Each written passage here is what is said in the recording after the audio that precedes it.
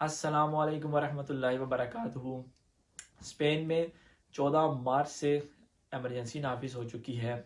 और अब 26 अप्रैल तक ये एमरजेंसी नाफिज रहेगी। और स्पेनिश हुकूमत ने 1 अप्रैल से एक नया ऑर्डिनेंस जारी किया है, जिसके तहत अब नए इमदाद का भी उन्होंने अनाउंस किया है। सबसे जो अहम चीज़ है वो इस वक्त जो लोग किराए के मकान में रहते हैं और वो चाहे इरते अप्लाई किया हो या वो बेरोज़गार हो चुके हो इस क्राइसिस की वजह से, तो उनके लिए कुछ नई इमदाद का उन्होंने अनाउंस किया है। सबसे पहले जो चीज़ आपने जो ज़हन नशीन करनी है वो ये है कि अगर आप किराए के मकान में रहते हैं तो आप किराया नहीं अदा कर सकते। तो जो सबसे इम्पोर्टेंट चीज़ ये है कि 1 अप्रैल से लेकर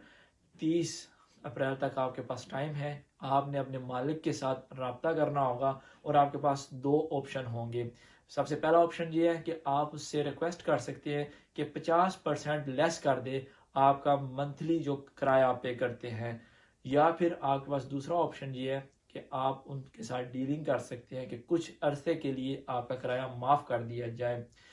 एक सूरत में मालिक के ऊपर फ़र्ज़ होगा कि इन दोनों में से उन्होंने एक ना एक चीज़ एक्सेप्ट करनी होगी। अगर आपका जो मालिक है उसके पास या तो 10 मकान हो, यानी कि कोई बहुत बड़ी एजेंसी हो मकान की,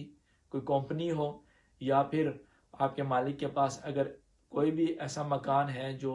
1500 मीटर स्क्वायर हो,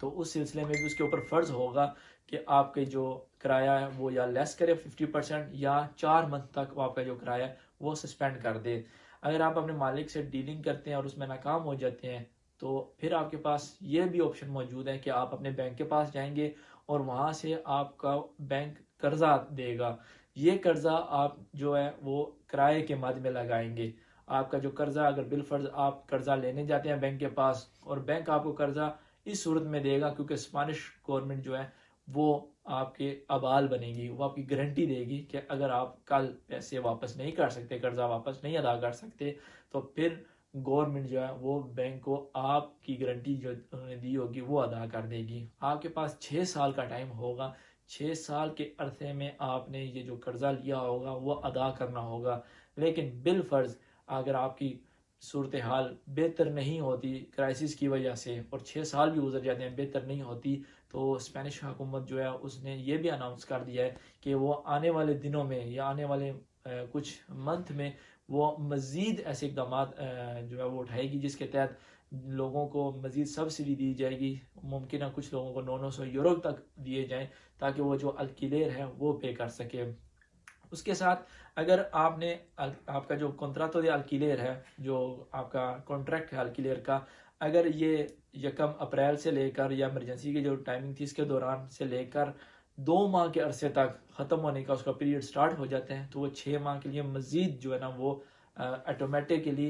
प्रोरोगार हो जाएगा, रिन्यू हो जाएगा। लेकिन एक बात जो है ना वो आपने जहन नशीन कर लेनी है, क्योंकि जब से ये जो मौजूदा हुकूमत आई है ये ऑलरेडी कानून में तब्दीली ला चुकी है कि अगर आपका जो जो मकान है वो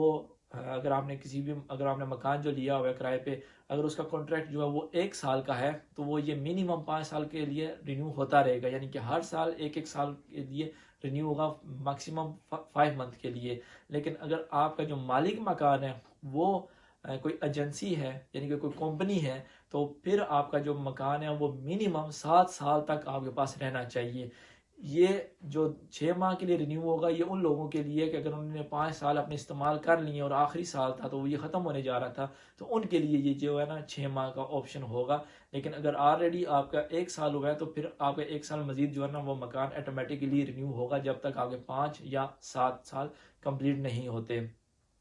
उसके बाद अगर आपके खिलाफ आपके मालिक ने केस किया हुआ था और अदालत ने ये फैसला सुना दिया हो कि आपने मकान खाली करना है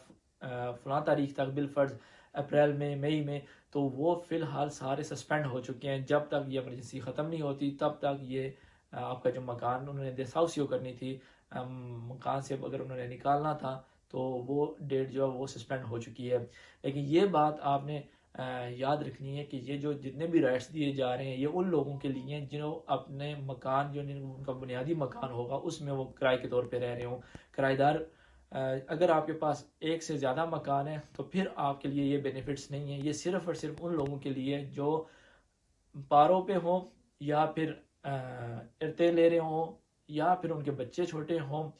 اور ان کا ایک ہی مکان ان